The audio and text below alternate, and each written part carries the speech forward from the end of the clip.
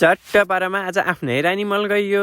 Hello guys, welcome to our new blog. आज चाहिँ म चट्टपारामा एका बिहानै उठ्छु अनि कलेज गएर इक्जाम दिएर घर आएर चट्टपारामा नयाँ कपडा लाएर चट्टपारामा घर जाँदैछु। को भन्दा चाहिँ म र ठुलो मम्मी। चट्टपारामा घर गएर 1-2 दिन बसिन्छ। के कस्तो भ्लग गराउनु पर्छ चट्टपारामा कमेन्टमा भन्नु, त्यही अनुसार मैले भ्लग बनाउँछु।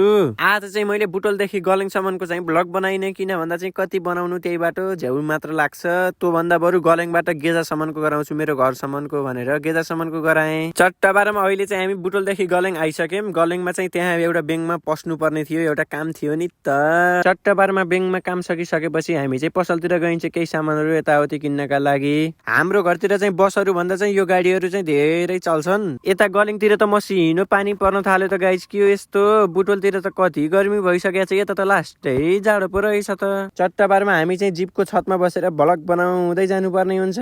हाम्रो घरतिर चाहिँ आधा बाटो जति चाहिँ पिच भइसकेको छ, अरू पनि हुँदै छ। जियोस् विकास चाहिँ भएको छ हाम्रो घरतिर चाहिँ। यसरी छतमा बसेर बनाएको भिडियो चाहिँ टिकटकले फालिदिँदो रहेछ। यो भिडियो चाहिँ केही नगरोस् है भगवान। यो भ्लग त्यति साह्रो राम्रो चाहिँ छैन, तापनि लाइक कमेन्ट सेयर सब्सक्राइब के गर्न मिल्छ सबै गर्नु है। आज चाहिँ चट्टपारामा हाम्रै गाउँको डाँडा काँडा हेरेर चाहिँ चित्त बुझाउनु है। हाम्रो गाउँतिर चाहिँ बाटो पिच भएर चाहिँ जनतालाई चाहिँ धेरै फाइदा भएको छ। गहुँ कोदोहरू यताउति सुकाउनका लागि सिधै बाटोमा सुकाइदिनुहुन्छ कति हाई सुक्कले। अब यहाँबाट चाहिँ पिच बाटो सकियो, अब चाहिँ कच्ची बाटोमा यताउता ढल्किँदै हल्लिँदै जानुपर्ने हुन्छ घरसम्म।